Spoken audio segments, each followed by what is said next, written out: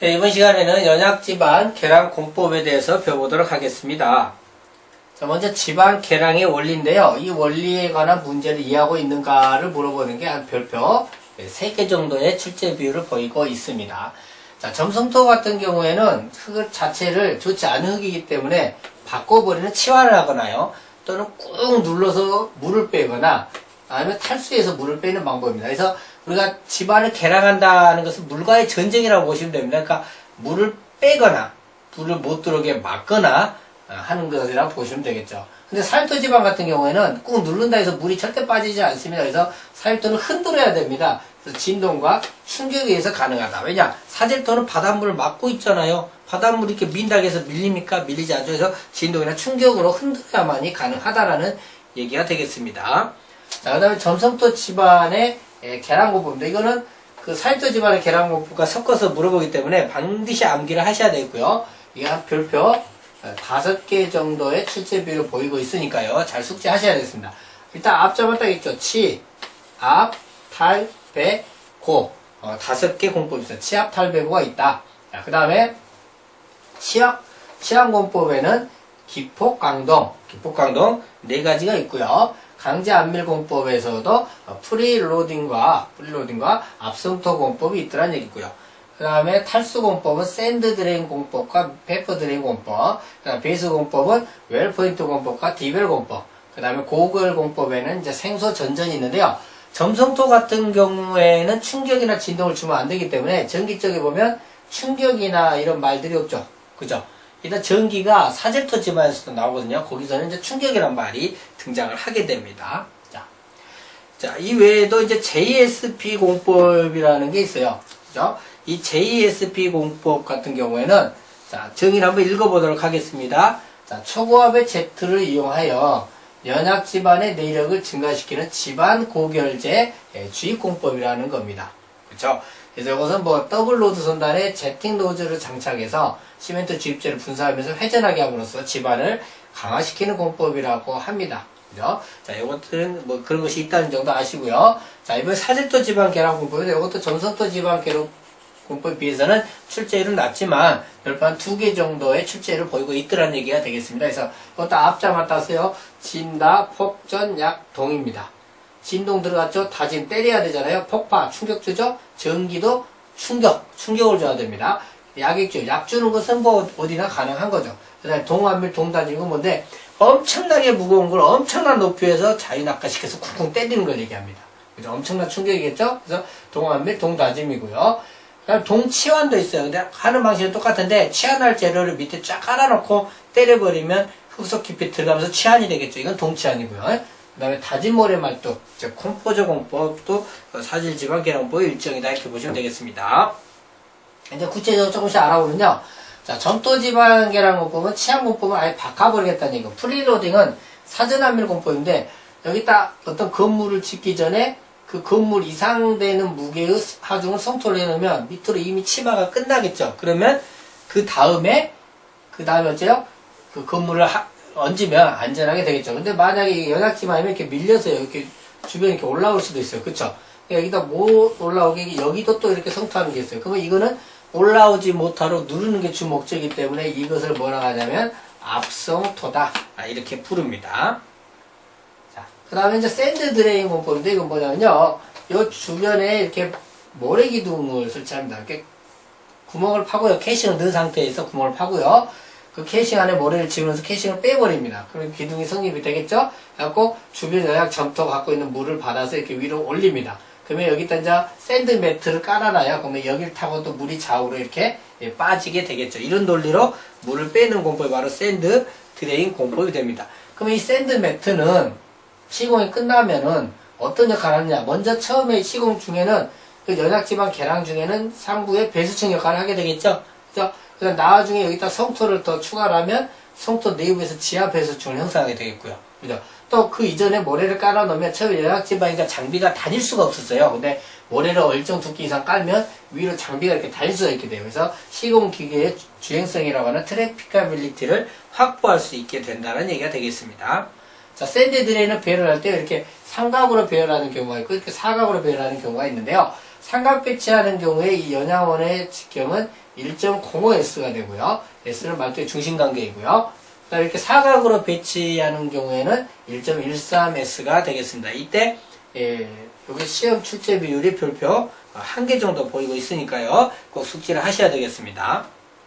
자, 그다음 점토지방 결합 공부 중에서 계속해서 샌드 드레인 공법을 보고 있는데요. 자, 수평과 연직 반영의 투수를 고려한 평균 안밀도는 요는 1 가로 1 UH 곱하기 1 UV에서 수직 반향의 안밀도, 수평 반향 안밀도 이걸 사용해서 평균 안밀도 구하는 공식 이것도 어쩌다 한번 시험에 나오고요. 그 다음 샌드 드레인 간격이 길이 절반 이하인 경우에는 연직 반향의 투수는 무시할 수가 있습니다. 자, 그다음 페퍼 드레인 공법인데요. 자, 페퍼 드레인 공법 같은 경우에는 그 연양원이 있어요. 등지 환상원의 지름 연양원이 있는데 이 공식도 어쩌다 한 번씩 시험에 나오니까요. 네, 암기를 해주시면 좋겠습니다.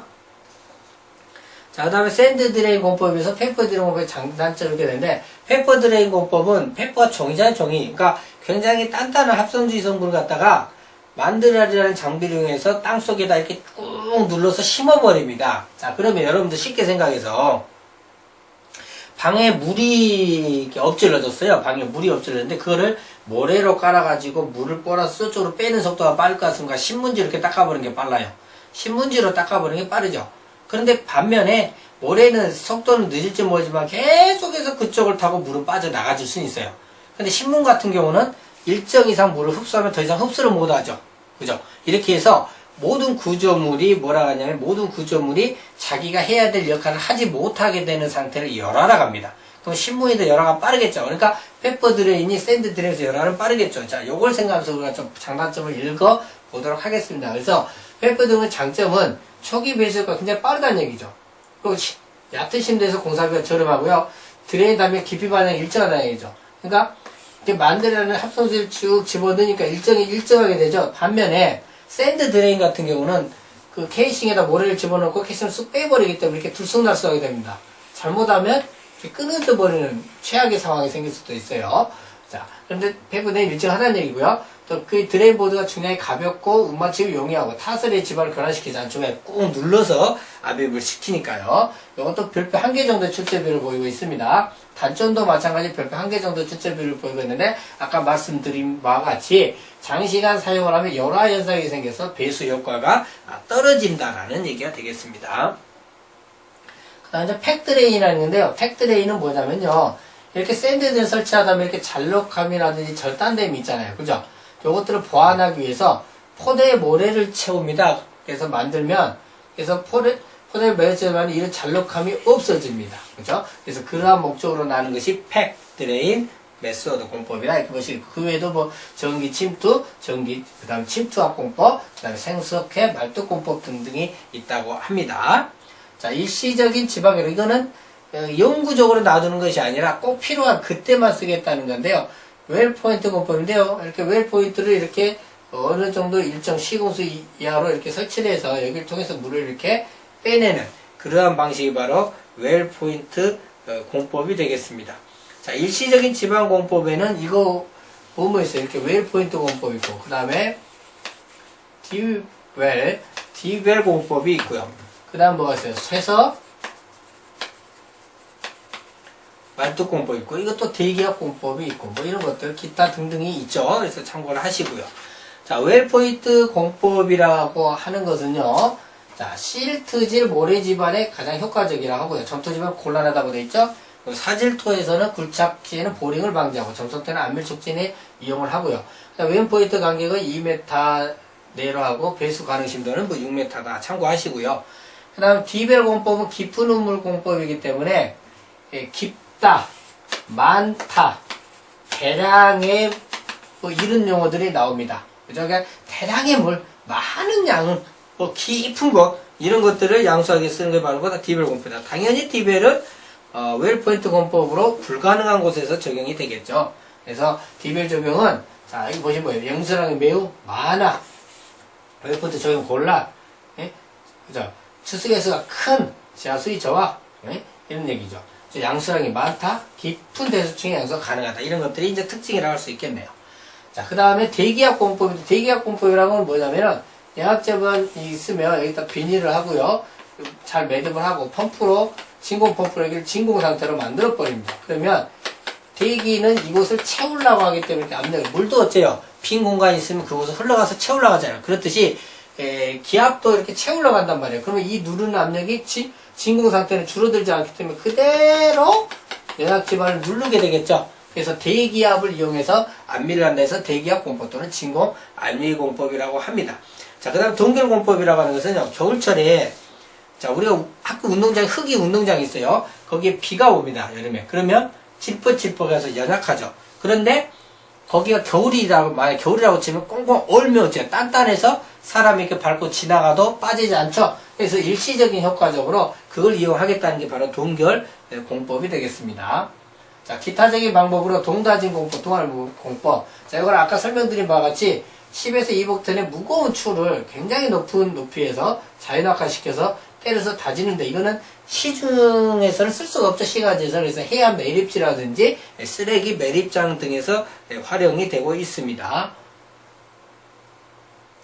그래서 이제 동다짐이란 공법은 완전히 무대포잖아요. 엄청난 무거운 것이 때려버리니까 광범위한 토질에 적용이 가능하고 집안 내 장애물이 있든 말든 가능하고 깊은 심도까지도 가능하고 전체 면적에 대해 걸쳐서 확실하게 계량이 가능하고요. 특별한 약품이나 재료도 필요가 없다는 얘기죠. 동체공법도 동일한데 아까 때리는 위치에다가 쇠석이라든지 모래라든지 이런 것들을 또 치환해야 될 흙으로 잔뜩 쌓아놓고 때리면 이것들이 땅속 깊이 들어가면서 치환이 되는 이러한 방식이 되겠습니다. 자, 언더피닝 공법인데, 언더피닝 공법이라고 하는 것은 인접된 기존 구조물 기초 부분을 신설하거나 개축하거나 보강하거나 공법을 총칭하는 것을 뭐라 한다? 언더피닝이라 한다, 그 말이에요. 자, 다음은 토목섬유입니다. 자, 토목섬유의 기능 외우셔야 됩니다. 앞쪽을 따서 외워볼까요? 배분, 요가는 필터잖아요. 필터. 그죠? 필터 기능. 필보, 방, 차 기능이 있습니다. 또 토목섬유의 종류에도 지오 텍스타일, 지오 멤브레인, 지오 그리드, 지오 컴포지트 네 가지가 있는데, 이 중에서 가장 대표적인 토목섬유의 종류가 지오 텍스타일입니다. 그죠? 그래서 지오 텍스타일의 기능은 이 6가지 기능을 거의 다 갖고 있는데 한 가지 기능만 없어요. 무슨 기능이 없다? 방수 기능이 없다입니다. 자, 여기 요 정도 이론이 한 별표 2개 정도의 출제를 보이고 있으니까요. 반드시 암기를 해주시기 바라겠습니다. 자, 이제 동상에 대해서 한번 살펴보도록 하겠습니다.